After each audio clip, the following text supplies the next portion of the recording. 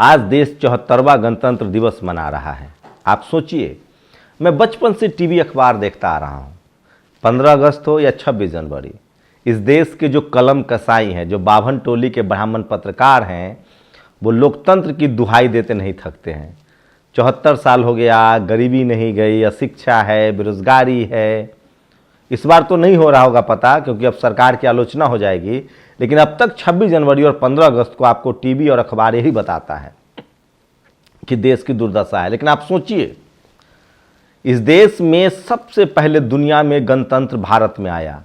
प्राचीन गणतंत्र की लिच्छवी वैशाली, सम्राट अशोक की धरती, मौर्य वंश का शासन था।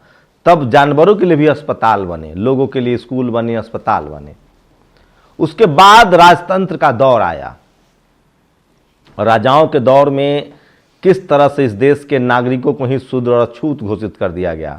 उसमें पेशवाओं का दौर तो कोई भूलना भी नहीं चाहेगा, जिन्होंने इस देश के मूल निवासियों के गले में हांडी और झाड़ू लटका दिया। उसके बाद मुगलों का दौर आया। मुगलों का दौर एकदम डार्क, ब्लैक डार्क है, जिसमें कोई सोशल रिफॉर्म का काम नहीं हुआ, लेकिन कम से कम उस दौर में बोलने वाले लोग हुए। उस दौर में ही कबीर साहब हुए, रविदास महाराज हुए, दो बड़े नाम। उसके बाद अंग्रेजों का दौर आया और सोशल मूवमेंट की शुरुआत हुई। डॉक्टर अंबेडकर हों, फूले हों, पेरियार हों, जगदेव बाबू हों, ये सब उसी दौर में पैदा हुए और उन्होंने सामाजिक आंदोलन की लड़ाई चलाई। और उसके बाद गणतंत्र की स्थापना हुई 1947 में। 26 जनवरी 1947 को संविधान, 50 को संविधान लागू हुआ। 15 अगस्त 1947 को देश आज़ाद हुआ, हम स्वतंत्र हुए, और 26 जनवरी 1950 को हमारा गणतंत्र लागू हुआ। उसके बाद हमें क्या मिला, क्या खोया, ये बहुत ज़रूरी है। सोचिए, जब से मोदी सरकार आई है, जब से आरएसएस सत्ता में है, जब से इस देश में सवर्ण लॉबी सत्ता में होती है, वो धार्मिक कर्मकांड की तरफ बढ़ती हुई दिखती है। लेकिन जैसे ही गैर सवर्ण सत्ता में आते हैं, वो विज्ञान की तरफ बढ़ते हैं। आप सोचिए, टीवी अखबार की तो मैंने बात बता दी। सवाल है कि इस देश में ये कलम युग है, जिसको कलयुग कहते हैं। मैं कह रहा हूँ कलम युग है। आप कल्पना कीजिए, तुलसी दुबे ने जो लिखा है उसको भी लोग पढ़ रहे हैं। तुलसी दुबे को लगा होगा कि एक कभी ऐसा दौर नहीं आएगा जब सबको पढ़ने का अधिकार नहीं मिलेगा, लेकिन मिला। अब संविधान है। सोचिए, इस देश में देवदासी प्रथा थी, सती प्रथा थी, इस देश में भ्रूण हत्या था, इस देश में लोगों की बलि दी जाती थी, इस देश में महिलाओं पर अत्याचार होता था, जो कि संवैधानिक था। उस सबको संविधान ने बदल दिया और डेमोक्रेसी में, लोकतंत्र में आप किसी के भी हत्या नहीं कर सकते हैं, किसी का भी अधिकार नहीं छीन सकते। कम से कम संविधान तो यही कहता है। और जिस दिन इस देश के संविधान लागू करने वाले लोग संवैधानिक विचारधारा के मिल गए, उस दिन ये देश सोने की चिड़िया बन जाएगा।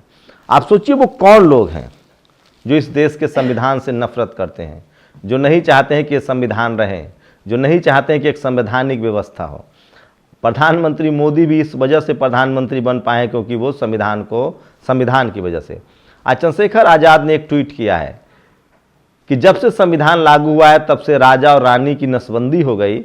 अब राजा इस देश में, या रानी, मतलब महिला हो या पुरुष, प्रधानमंत्री वो बनेंगे जिसको वोट की ताकत मिलेगी। इसीलिए बहुत लोग लोकतंत्र से हिसाब कहते हैं। मैं आपको लोकतंत्र का हिसाब दे रहा हूँ।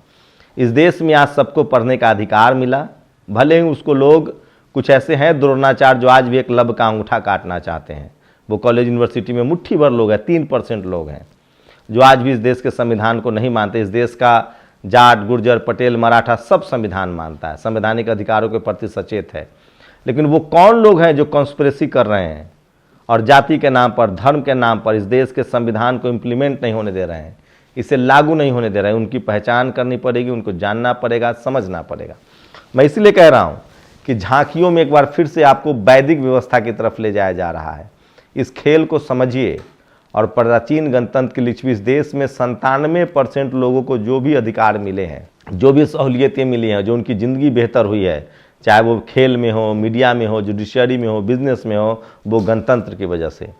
कुछ ऐसे लोग थे स्वतंत्रता आंदोलन में जो इस देश में डिक्टेटरशिप चाहते थे, तानाशाही शासन चाहते थे। कुछ लोग थे जो इस देश को धर्म विशेष का राष्ट्र बनाना चाहते थे। लेकिन डॉक्टर अंबेडकर थे, उन्होंने दुनिया पढ़ा था। उन्होंने कहा कि नहीं, हम भारत में एक डेमोक्रेटिक सिस्टम चाहते हैं, लोकतांत्रिक सरकार चाहते हैं, जिसमें धर्म की आज़ादी हो, जिसमें भाषा की आज़ादी हो, धर्म के आधार पर, लिंग के आधार पे, भाषा के आधार पे कोई भेदभाव ना हो, और जहां सबको समानता का अधिकार हो। जिसके साथ शोषण हुआ है, जो शोषित है, वंचित है, उसको स्पेशल अधिकार मिले। तो सोचिए, इस देश में अगर संविधान नहीं होता तो मोदी भी ना होते। इस देश में संविधान नहीं होता तो आज हम आपके सामने बोल नहीं रहे होते। इस देश में संविधान नहीं होता तो लाखों करोड़ों लोगों के हाथ में कलम न होती, क्योंकि इस देश में जाति व्यवस्था थी, और जाति व्यवस्था में जाति विशेष के लोगों को पढ़ने का अधिकार था, उन्हीं को राज करने का अधिकार था, उन्हीं को बोलने का अधिकार था। बाकी लोगों को न पढ़ना, न लिखना, न संपत्ति, न बिजनेस का कोई अधिकार नहीं था, और वो सब कुछ आपको डेमोक्रेसी देता है। मैं फिर कह रहा हूं, जिस दिन इस देश में डेमोक्रेटिक स्पिरिट के लोग, संवैधानिक मान्यताओं को मानने वाले लोग सत्ता में आएंगे, जिस दिन इस देश का संविधान पूरी तरह से लागू हो जाएगा, ये देश शानदार हो जाएगा। मायावती जी इसीलिए लिखती हैं कि डॉक्टर अंबेडकर के सपनों का भारत तभी बनेगा जब इस देश में संविधान लागू होगा। मैं फिर कह रहा हूं, इस देश के कम से कम 99% लोगों को, 97% लोगों को इस देश के संविधान को समझना चाहिए, पढ़ना चाहिए। मुट्ठी भर लोग हैं, 3% लोग हैं जो जाति के नाम पर, जिन्होंने अपना स्थापत्य बरकरार रखा था, जो जाति के नाम पर सत्ता के शीर्ष पर बैठे हुए थे, उनको छटपटाहट हो रही है, और अब वो धर्म के नाम पर सत्ता के शीर्ष पर जाना चाहते हैं। और धीरेन्द्र शास्त्री जैसे लोग कहते हैं कि ये हिंदू राष्ट्र बनेगा। मैं फिर कह रहा हूं, आज़ादी से पहले, 1950 से पहले, 26 जनवरी 1950 से पहले जो लोग जाति के नाम पर मलाई खा रहे थे, वही आज इस देश के 97% हिंदुओं को जब उनकी संख्या, जब वोटों का अधिकार आया, मैं दो चीज क्लियर समझिएगा, 26 जनवरी 1950 से पहले जो लोग जाति के नाम पर मलाई खा रहे थे, सत्ता भोग रहे थे, जब देश आजाद हुआ, संविधान लागू हुआ, जब उनको लग गया कि अब तो वोट का राज है, उनकी संख्या कम हो गई, तब उन्होंने धर्म को हथियार बनाया, और वो कह रहे हैं कि हम हिंदू हिंदू हिंदू हैं। लेकिन वो कौन लोग हैं जो इस देश में 97% हिंदुओं के खिलाफ हैं?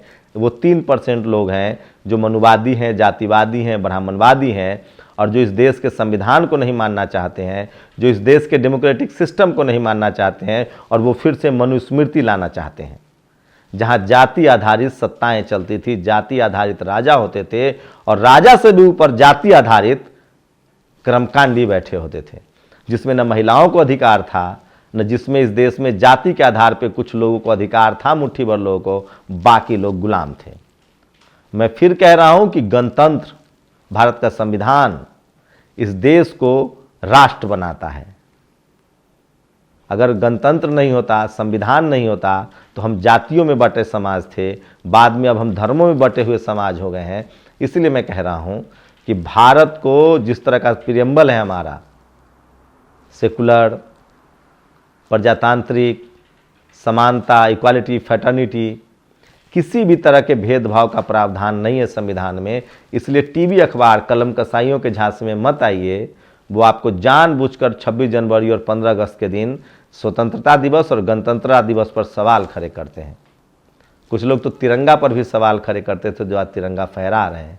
इसलिए इस गणतंत्र दिवस पर संविधान की अपनी प्रतियां लाइए, उसका अध्ययन कीजिए, और अपने अधिकार और कर्तव्य के प्रति सचेत होइए। मैं दावे के साथ कह सकता हूं, जिस तरह से धीरेन्द्र शास्त्री को जान मारने की धमकी मिली, अपने आप को अघोषित भगवान कहने वाला भी जाके FIR कराता है।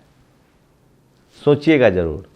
आप सबको 74वें गणतंत्र दिवस की बहुत बहुत बधाई।